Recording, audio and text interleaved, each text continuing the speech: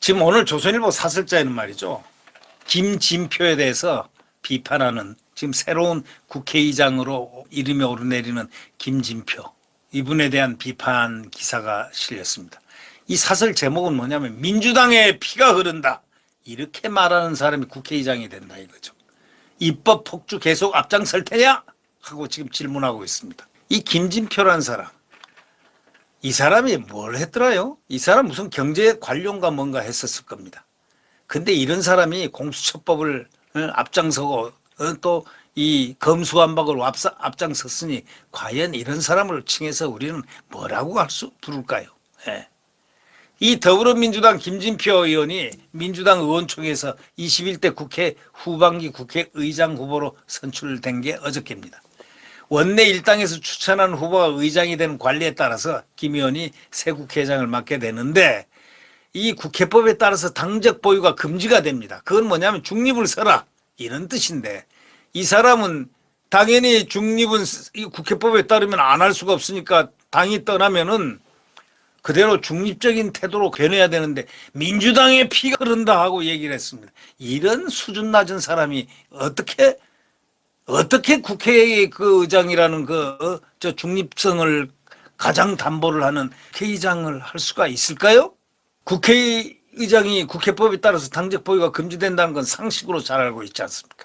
그렇기 때문에 특정 정당 편에 서지 말고 중립적이고 공정하게 국회를 운영해라 하는 엄중한 국민의 명령, 그거 아닙니까? 그런데 역대 국회의장들은 그래서 취임 때 모두 탈정파적인 국회 운영을 약속하고 결국 자신이 소속됐던 정당의 이해관계에 따라 편파적으로 행동한 경우들이 많았습니다. 그렇지 않은 국회의원들도 참 많았다. 뭐 정의화라든가 이만섭 국회의장이라든가 이분들은 보수임에도 불구하고 항상 중립에서 서가지고 아주 좋은 이름들을 받고 있죠. 김진표는 뚝 까놓고 민주당의 피가 흐른다.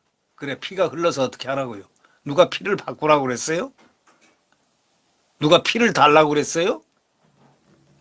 근데 이번에는 아예 의장 출마 때부터 공공연하게 정치 중립 원칙을 팽개치고 대정부 투쟁을 하겠다는 구호를 경쟁적으로 쏟아냈지 않습니까? 한편에 서가지고 투쟁하는 사회 지도자, 아니 김진표는 폭주하는 윤석열 정부의 국정 운영을 막아내겠다고 그랬습니다. 아니 그거는 민주당 당대표가 할 소리지, 김진표가 할 소리, 국회의장이 할 사람이 그게 아니죠.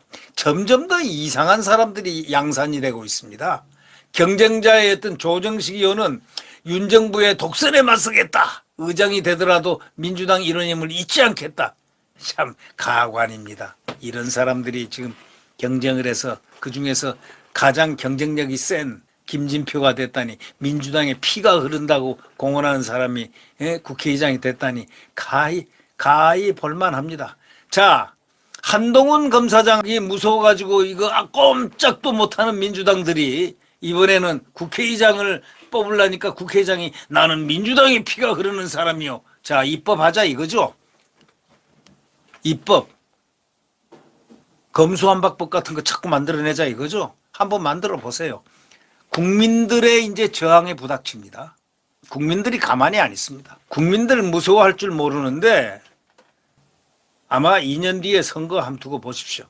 네, 두고 보시면 그때 알 거고, 또 민주당이 쪼개지는 모습을 아마 볼지도 모릅니다. 정계 개편, 민주당에서 좋은 민주당 사람들이 또 있고 안 좋은 소위 철험회 같은 이런 민주당도 있고, 아마 내부 분열이 지금도 엄청 센 걸로 알고 있습니다. 벌써 박지원 공동위원장은 잘못했다고 했지 않습니까? 민주당 당대표입니다. 그 양반이. 예, 공동대표니까.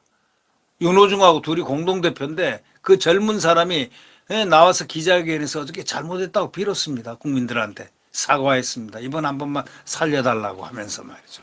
쇄신해야 되고 잘못했습니다. 민주당이 잘못했습니다. 그랬더니 윤호중은 우리하고 합의 안 돼, 지 개인이 의견이다, 이렇게 또 공격을 해야 됩니다. 이러니 이 정당이 안 깨질 수가 없는 정당입니다. 민주당 강성 지지층이 지지를 얻기 위해서 법에 규정된 중립 의무를 저버리고 있는 지금 국회의장 후보들, 그리고 김진표, 저버린 김진표. 건강한 협치와 균형의 리더십 등 합리적인 목소리는 완전히 묻혀버렸습니다. 그걸 얘기한 사람이 이상민 의원인데, 그래도 그분은 건강한 협치, 균형의 리더십 이런 부분을 하면서 합리적인 길로서 야당 역할을 하려고 하는, 바로 그런 훌륭한 분들은 완전히 민주당에 안 맞다 이겁니다. 이제 이런 분들이 진짜 민주당을 만들어내야 되는 겁니다.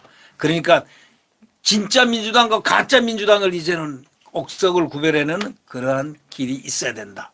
저는 그런 예측을 하고 있습니다. 조금 지나고 나면은, 이 지방선거 끝나고 나면은 당에서 이제 분열이 일어나고 좋은 분열이 일어납니다. 국회의장을 갖다 정당의 꼭두각시로 만들겠다는 그런 사고들을 가진 그런 정당이 제대로 된 정당이 되겠습니까? 김진표 의원은 여야 의원들과 두루 친하고 개파석이었고 중도적이라는 평가를 받아왔는데, 이게 무슨 천박한 말입니까? 제 몸에는 민주당 피가 흐른다. 아유, 어떻게 그런 말을 할 수 있습니까? 국회의장 된 사람이 일성으로 말이죠. 검수완박법안 처리 과정에서도 핵심적 역할을 한 사람이 바로 김진표란 사실을 잘 알고 있어야 됩니다. 바로 김진표, 굉장히 요주의를 해야 될 사람입니다. 스스로 법사위원으로 들어가 가지고 안건조정위원장을 맡으면서 그 앞에서 자기가 주도를 했습니다. 최다선 최고령 원칙에 따라서 국민의힘 의원이 맡아야 할 자리를 빼앗아 버렸습니다. 자, 국회의장 안건조정위원장은 최다선 최고령 원칙에 따라서 국민의힘 의원이 맡아야 되는데 자기가 탁 맡았습니다.